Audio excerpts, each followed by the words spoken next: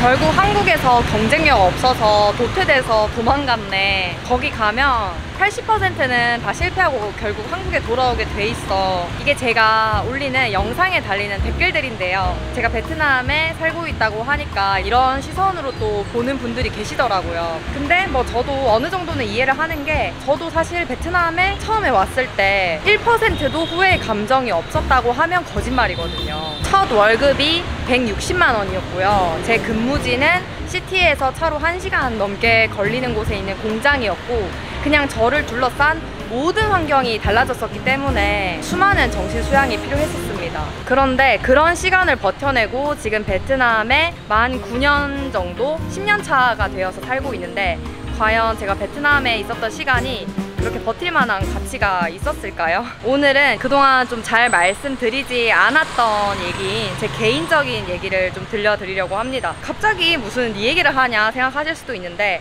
제 채널에 댓글 달아주시는 분들 보면 해외에서 살아보고 싶다거나 베트남 취업을 해보고 싶다거나 아니면 주기적으로 여행을 다니면서 새로운 문화를 받아들이고 싶다거나 어떠한 종류의 도전이든 간에 그런 댓글들이 많이 달리기 때문에, 또 제가 10년 전에 베트남으로 도전을 선택했을 때 엄청 힘들었던 순간이 있었거든요. 그런 얘기들을 말씀을 드리면 또 도움을 받으시는 분이 있지 않을까 해서 용기를 내서 말씀을 드려보도록 하겠습니다. 일단은 제가 지금 공복 상태라서 밥을 좀 먹고 포도당을 좀 공급을 받은 다음에 힘을 내서 말씀을 드려보겠습니다.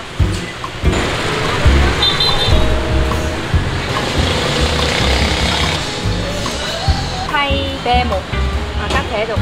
Dạ, có chuyện vậy.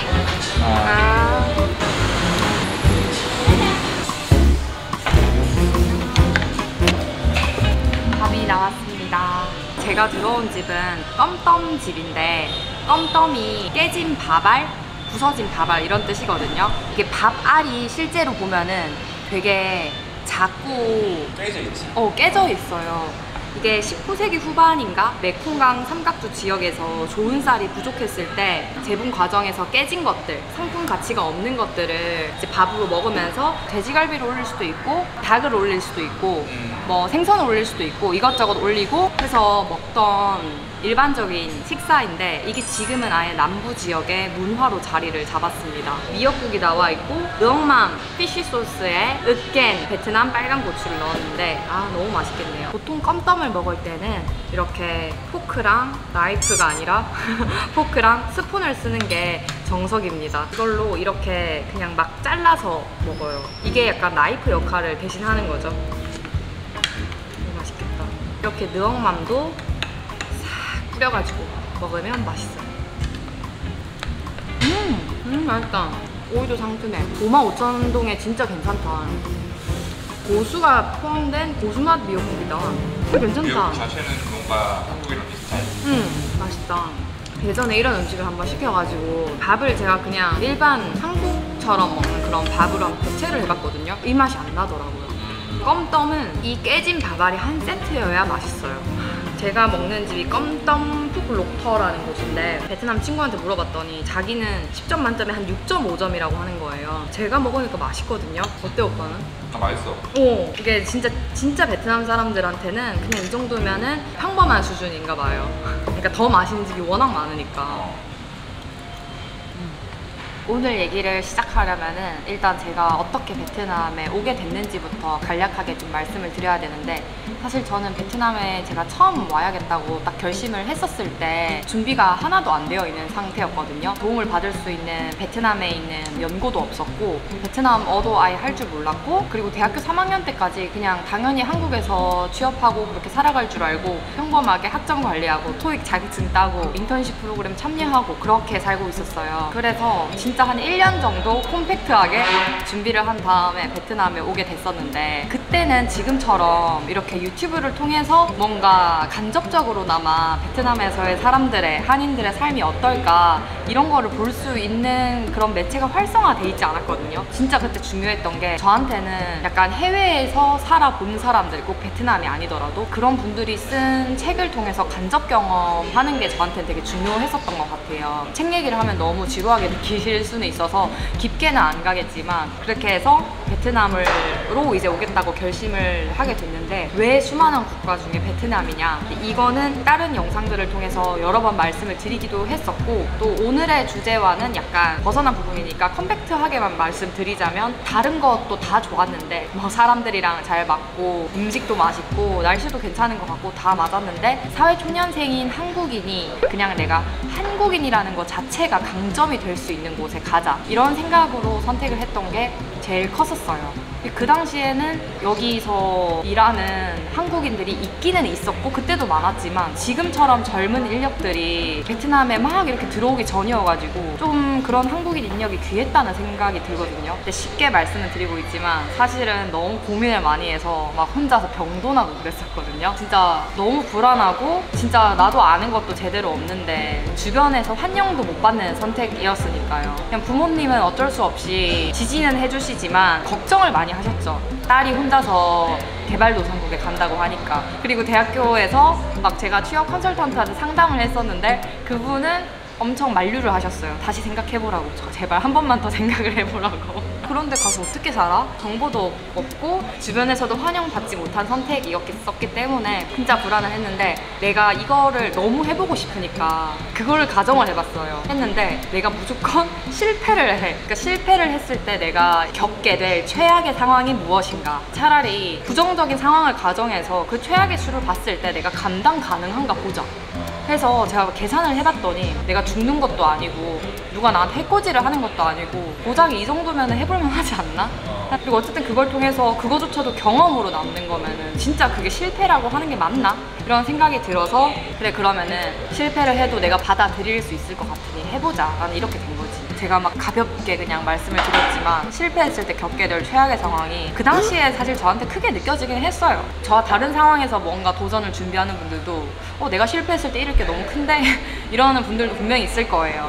근데 그때 저는 그 생각을 또 했던 게 내가 이게 두려워서 도전을 안 한 것과 그냥 시행착오를 겪더라도 도전을 한 거랑 죽기 전에 무엇을 더 후회를 할까 하면서 저 혼자 밸런스 게임을 해봤거든요. 근데 당연히 도전을 하고 시행착오를 겪은 게 차라리 낫겠다. 왜냐면 그게 또 내 삶의 자양분이 될 테니까. 그런 생각이 들어서 도전을 하게 됐습니다. 안타깝게도 상상과 현실이 너무 많이 달랐습니다. 인생이 다채로운 걸 원했지만 이렇게까지 다채로워지는 거를 또 원했던 건 아니었거든요. 어떤 얘기였는지는 말하려면 원래 약간 술이 필요하지만 지금은 오전 9시인 관계로 커피를 한 잔 마시면서 이동을 해서 마저 얘기를 드려보도록 할게요. 채널 고정 부탁드립니다.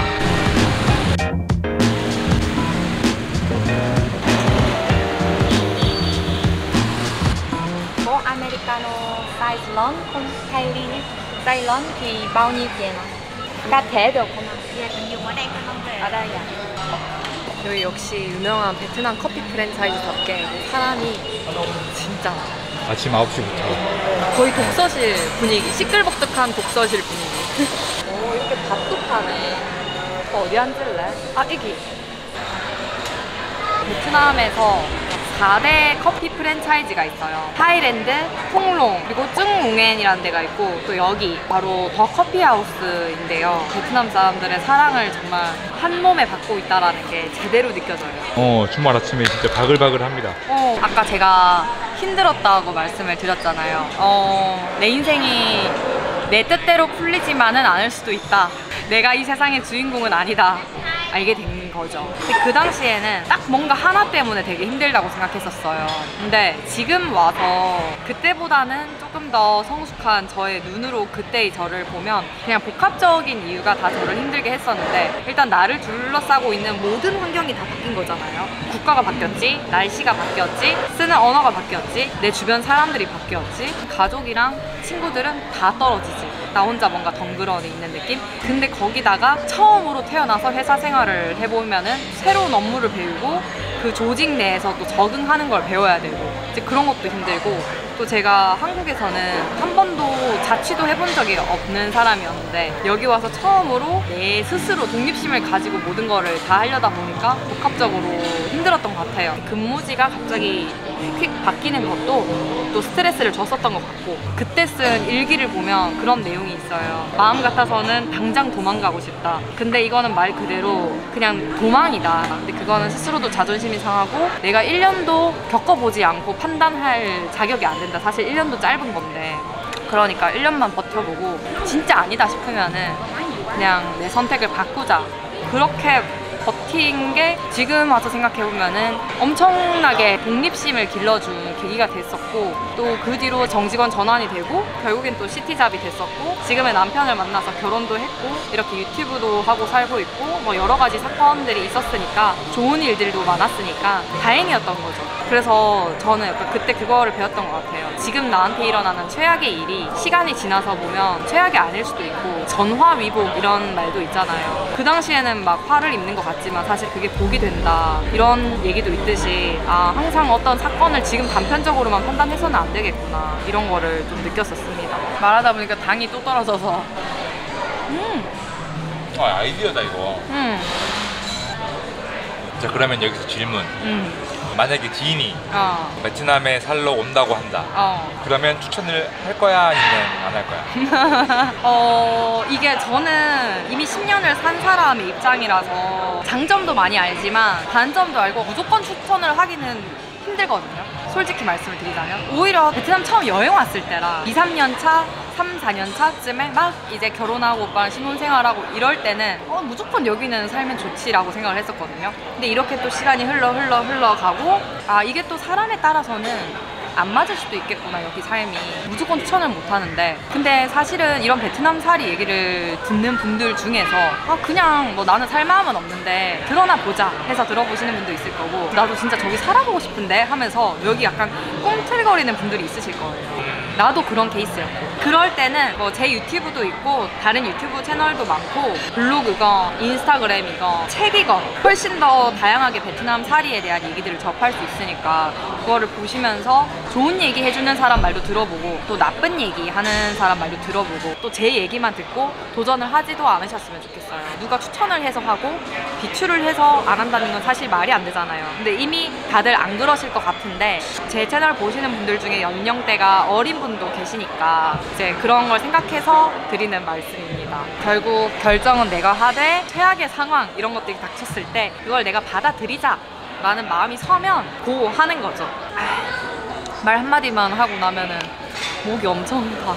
근데 댓글을 보면 베트남 살면서 받는 월급이 30-40만 원인데 그걸 가지고 어떻게 사냐 은근히 몇 개씩 달리더라고. 사실 저는 다들 대부분 아실 거라고 생각을 했거든요. 이게 주기적으로 꾸준히 달리고 그리고 정말 진지하게 진짜로 몰라서 물어보는 거라고. 도대체 그 월급을 한국보다 훨씬 못 받을 텐데 왜 그 나라에서 메리트가 있어서 사냐고 질문을 주는 분이 계시거든요. 여기 계시는 한국 분들의 급여를 제가 다 알지는 못하지만 그래도 제 생각에는 최소가 한국이랑 똑같다. 혹은 한국보다 플러스 알파다라고 생각을 해요. 처음 왔을 때 160만 원 받았다라고 말씀을 드렸는데 인턴 기간에 월급을 6개월 동안 그렇게 받았었고 정말 다행스럽게도 6개월 뒤에 정직원 전환이 되면서 그때부터는 정직원에 따른 월급을 받았었거든요.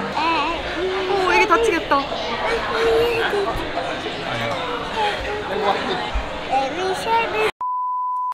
갑자기 귀여운 아가가 여기 베트남에서는 좀 신기한 게 이런 데서 애기들이 되게 자유분방하게 돌아다녀. 좀 저렇게 어린애들은 뭔가 좀 불안하잖아. 되게 베트남 부모님들은 자유분방하게 옛날 한국을 보는 부모님이 것 같지 없어. 않아? 아 그런가? 어쨌든 얘기를 계속 이어나가서 저는 베트남에 오자마자 바로 취업을 한 건 아니고 정부 지원 사업 프로그램을 통해서 정말 감사하게도 지원을 받아서 공부를 했었는데 그렇게 1년 뒤에 취업을 했을 때 그때가 막 2016년 이랬었거든요. 근데 그때까지만 해도 한국 기업은 엄청나게 많이 들어와 있는 상황인데 일할 사람이 부족한 편이었어요. 그래서 사회초년생이고 베트남어가 엄청나게 유창하진 않더라도 어느 정도 베트남어 기초만 할 수 있어도 좀 더 데려가려고 하는 그런 수요들이 있었어요. 공급보다 수요가 더 많으니까 그런 취업 조건들이 조금 더 유리한 회사들이 많았어요. 근데 지금은 그때에 비해서 훨씬 더 많은 사람들이 들어왔다고 생각해요. 한국 기업도 많아졌지만 일하려고 온 사람들도 더 많아졌어요. 메리트가 있는 곳이 점점 줄어들고 있는 게 아닌가 싶기도 그거는 하고. 확실하게 느껴져요. 그럼 취업이든 뭐 해외 이민이든 베트남으로 올 때 가장 신경 써서 준비해야 되는 건 뭘까? 포괄적으로 보면은 아무래도 타지이다 보니까 나와 다른 거를 수용하려는 마음가짐이 제일 크지. 마인드셋이라고 저는 생각을 해요. 사실 내 마음만 열려 있으면은 언어 문제도 해결이 금방 되고 음식 같은 것도 사실 마음이 열려 있어야 또 적응이 되고 날씨도 그렇고 뭐 모든 기준을 한국으로 맞춰서 아 이거는 한국에 비해서 이게 별로라서 별로야 하면서 계속 비교를 하게 되면 결국 불행해지고 그렇게 살 수밖에 없는 것 같아요. 그래서 비교하려는 마음을 그냥 내려두고 나와 다른 거를 틀림이라고 생각하지 않고 그냥 다름으로 좀 포용하고 수용하려는 게 중요할 것 같고, 그리고 두 번째로 그래도 오빠는 하나만 물어봤지만 어드밴티지가 될 수 있는 요소는 언어라고 생각을 합니다. 여기 회사에서 채용 공고를 봐도 좀 좋은 조건으로 채용을 하는 경우를 보면은 대부분 베트남어 최상 아니면 베트남어 중영어 상. 아 근데 저도 두 개 다 막 원어민처럼 하는 사람이 아니라서 이렇게 말씀을 드리면 좀 오해하실 수도 있는 게 그 최상이라는 게 진짜 막 네이티브까지는 아니더라도 최소한 내가 업무를 할 때 지장이 없는 정도? 업무를 매끄럽게 할 수 있는 정도? 그냥 실시간으로 소통을 할 수 있는 정도는 돼야 된다. 그리고 나머지 조건들은 취업할 때 한국 기업들인 만큼 한국 회사들이랑 똑같은 거죠. 그리고 범죄 경력이 없어야 합니다. 노동 허가증을 받으려고 하면 범죄 경력 증명서를 내야 되거든요. 영사관 가서 끊어서 내잖아. 저는 그래도 지금 이 2024년이라도 한국 취업과 약간은 차이가 있다라고 보는 게, 확실히 여기서는 아까 말씀드렸던 언어라던가 이 사람이 얼마나 이런 다른 환경에서도 잘 적응하고 베트남 직원들과 어우러져 지내는가, 이런 거를 좀 더 점수를 많이 주는 것 같아. 스펙이나 학벌보다는. 취업 정보 어디서 봐요? 물어보신 분들이 있었는데 사라민이나 자코리아 같은 데도 베트남 채용 공고가 다 있고, 월드잡 플러스라고 들어가면 해외 취업 정보가 되게 잘 돼 있고 구인공고 조건도 올라와 있으니까 그런 조건들을 보셔도 좋을 것 같아요. 오늘은 제가 베트남에 어떻게 정착하게 됐는지, 그때 뭐 어떤 게 힘들었고 또 어떻게 뭐 결정을 내렸었는지 이런 거를 전해드리다 보니까 좀 취업 위주로 많이 내용이 치우쳤던 것 같아요. 근데 취업에 대한 질문을 주신 분도 있었지만 뭐 사업에 대해 질문을 주신 분도 있었고, 그리고 은퇴 이후의 삶에 대해서 질문을 주신 분도 있었기 때문에 이런 부분들은 또 제가 어떻게 전해드려야 좋은 정보가 될 수 있을지 계속 구상은 하고 있거든요. 저도 베트남에 살고 있지만 모든 분야의 막 전문가가 아니다 보니까 어떻게 해야 될지 계속 고민이 되는데, 당장 뭐 다음 주가 될지 아니면 몇 개월이 걸릴지는 모르겠지만 일단 계속 생각은 하고 있으니까 이 채널을 구독해 주신다면 언젠가는 또 여러분이 원하는 정보들을 또 드리면서 찾아뵐 수 있지 않을까 하는 생각이 듭니다. 그러면 좋아요와 댓글, 구독, 알림 설정 잊지 마시고요. 오늘도 영상 봐주셔서 감사합니다. 우리 다음에 또 만나요.